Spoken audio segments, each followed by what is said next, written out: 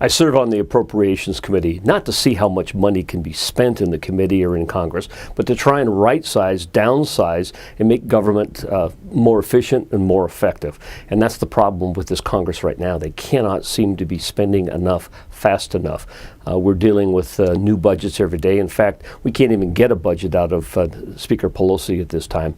So what we've got to do is we've got to have spending reform. We're talking about every opportunity because, frankly, what's going to happen is they've started looking under every rock for every dollar to pay for the excessive spending that's already occurred. And at the end of this year, you mark my words, the tax relief is going to expire of 2001 and 2003, and they're not going to want it to continue. And so everybody's going to see a tax increase, and we're going to do everything we possibly can to keep that from happening. So we've got to continue to apply the pressure to this Congress not to continue the spending ways that they're doing right now. Well, we sure hope that Speaker Pelosi never figures out what word comes after trillion, because the bank bailout was close to $1 trillion. You've got the stimulus that was supposed to keep unemployment rates around 8%. Well, they're knocking up around 10%. That cost $1 trillion.